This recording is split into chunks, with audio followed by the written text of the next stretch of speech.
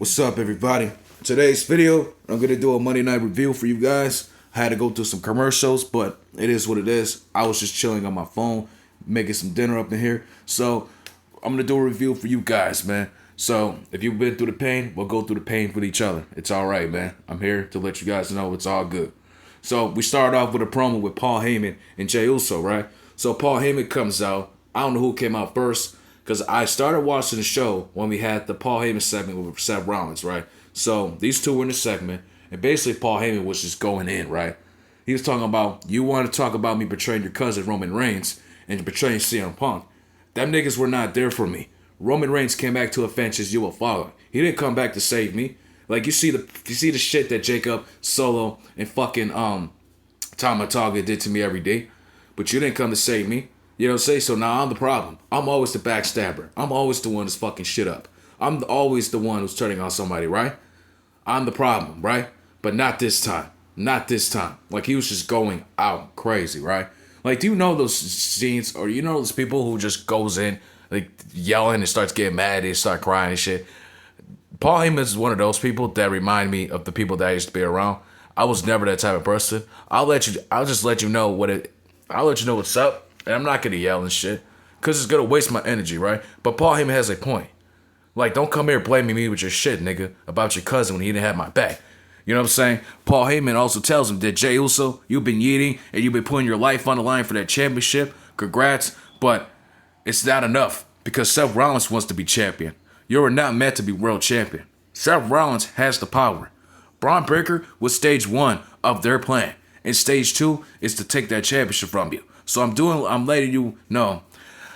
you a favor by letting you sign your deathbed. I'm here by telling you tonight that Seth Rollins challenges you tonight for the title. You know what I'm saying? He said that he beat Roman and CM Punk and blah, blah, blah, so he deserves a shot. I don't know why. Like, it doesn't matter if he wins a triple threat match. What makes him think he deserves to win the championship in reality? You know what I'm saying?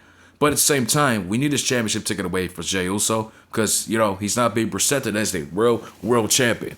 And with Seth Rollins starting this faction, this is the way to go about it. This is the landscape, and this is the time for Seth to win this championship back. I don't want to hear what nobody saying. So Jey Uso says, hold on. You said anytime, anywhere? I'll fight you tonight, Us. Yeah. I'm going to beat Seth, Us. Yeah. And I'm going to go on and beat Logan Paul, Us. Yeah. You know what I mean? Regular little shit. But let's just go to the next match. So up next, we have Penta versus JD McDonough.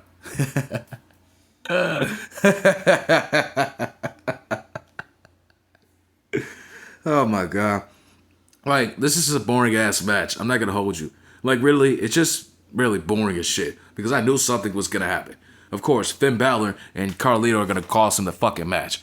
Why do they always gotta cost somebody matches? They always gotta pull people's legs and all this other shit, right?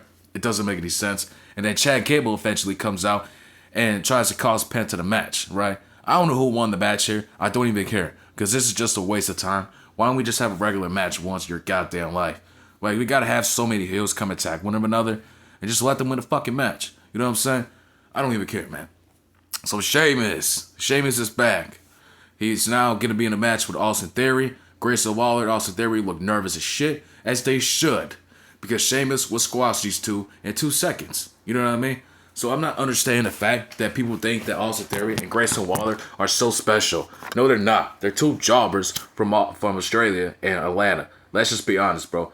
So I don't want to hear nothing about fucking Austin Theory being this big superstar, because he's not.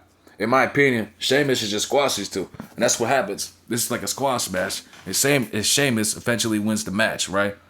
I don't know how or why. I just knew that Sheamus won. I looked up the results. So this is where I started watching the fucking show, right? Where Paul Heyman runs into Seth Rollins and Braun Breaker. He says Jey Uso fell for it. He fell for it. Tonight, he said he will challenge you. Seth Rollins says, I told you so. Braun Breaker shakes his head. He says, I won my Intercontinental Championship back.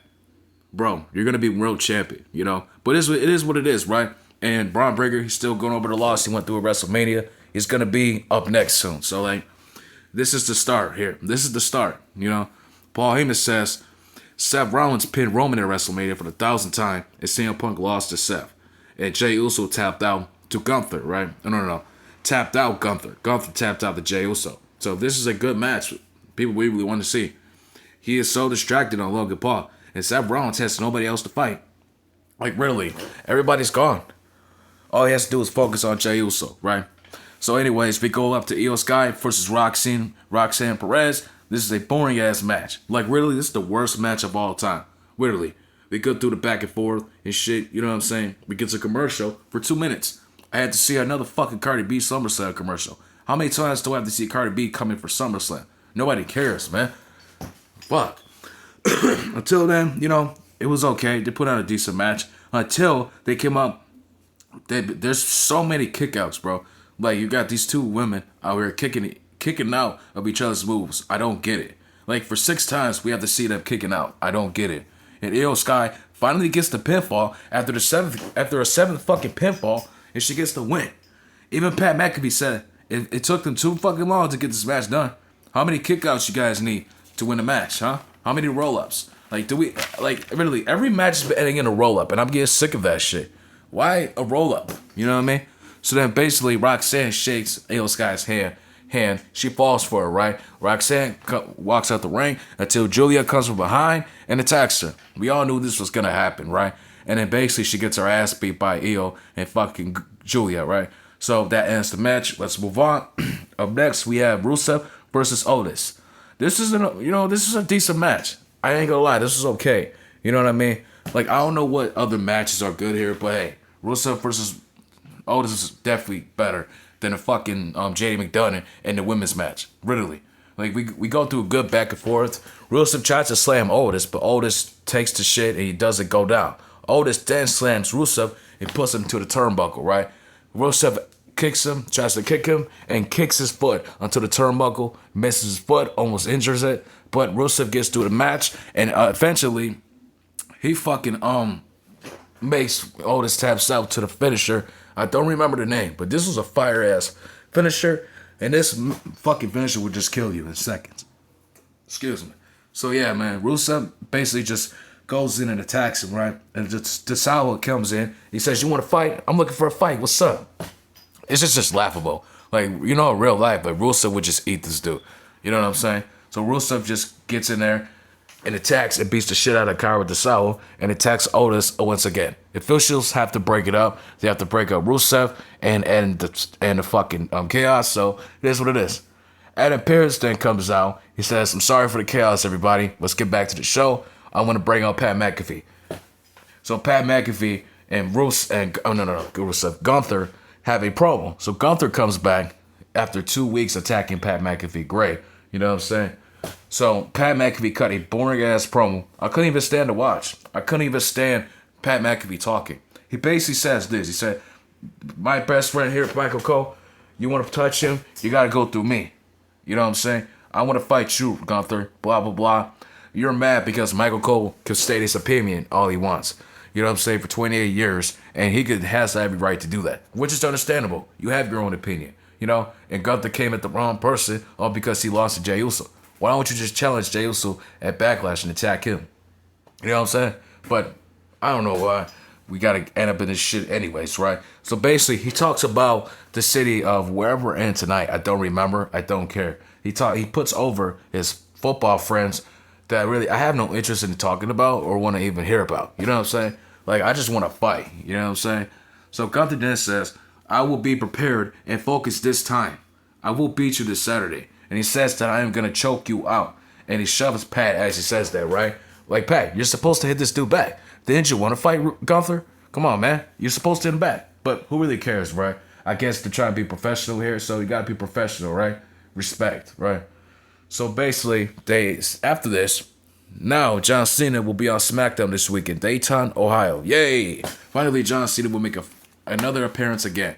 You know what I'm saying? They do a recap of John Cena versus Randy Orton at Breaking Point in 2009.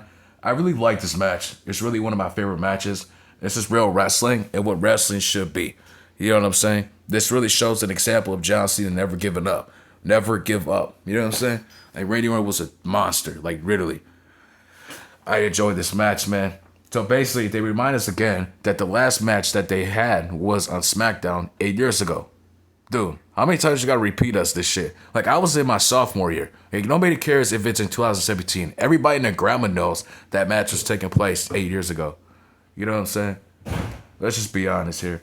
So yeah, man. Let's get to the main event. We have Seth Rollins versus the World Heavyweight Champion, Jey Uso, right? I do a fucking highlight thing on the TV. They said Seth Rollins defeated him in 2023, and this is Jey Uso's first title defense. I'm glad this is his first title defense, because when Gunther won the damn thing, wasn't his first title defense in a whole month after his title reign? Wow. You know what I'm saying? It's bullshit. So basically, we get through the match. I thought it was okay. I thought it was a good match. You know what I'm saying? We go through here, good back and forth and shit, right? And here's my thing, right? We could have had this at the Raw up after WrestleMania. Like, I just wanted Seth Rollins to beat Jey Uso clean. You know what I'm saying? It doesn't matter how. He just beats Jey Uso clean, and he takes that championship into the main event.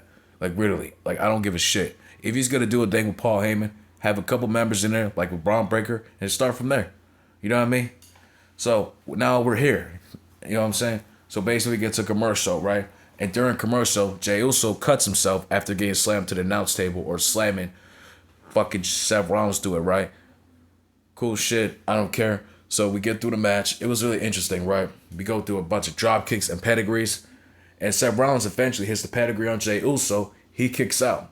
Jey Uso hits the drop kick. He goes up with the turnbuckle. But Braun Breaker grabs his leg and Jey Uso kicks him. Seth Rollins then hits him with the curb stop.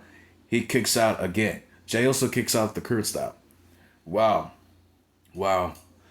I just want to win the World Heavyweight Championship. Like, really, it doesn't make any fucking sense. If Jey Uso has to use the fucking chokeout, has to use the chokehold from Gunther, what makes you think he needs to tap? He needs to kick out with the fucking curb stop. I don't get it. You know what I'm saying? But at the same time, he goes for the chokehold and he fails. What's up with the chokehold, man? So what? Jey Uso's gonna do the chokehold? He might as well, because we need new finishers. Why not just do the chokehold? You know what I'm saying? But it's not enough. It's not gonna do anything, bro. Let's just be honest. You know what I'm saying? So then basically, Sami Zayn music hits, and Braun Breaker's like, come on, come on. Sami Zayn comes through the crowd, and he attacks Braun Breaker. He's in bandages. His fucking stomach is wrapped up and shit. He looks injured or bad. He looks fucking in pain. So I'm like, why is he coming out here, and he's going to get hurt again? I'm like, dude, you're going to get hurt again. You're going to get hurt. And you know what Braun Breaker did? He spares this dude like twice. And then eventually, he spares Jey Uso to try to have Seth Rollins get the win. But then we hear CM Punk's music hit. Everybody starts going crazy, right? Start cheering. CM Punk comes out, right? CM Punk's hair growing and shit. He's got the fake mullet haircut and shit. He comes out there with the chair and hits Braun Breaker, right? He comes in there and attacks Seth Rollins, ending in a no contest, right?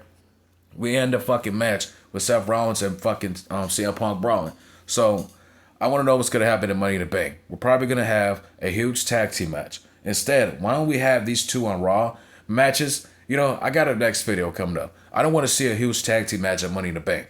I don't want to see that shit. I want to see matches. I want to see people wrestle. Then we get to the pay-per-view and they're in a fucking ladder match. You know what I'm saying? So I got a video coming up next, right?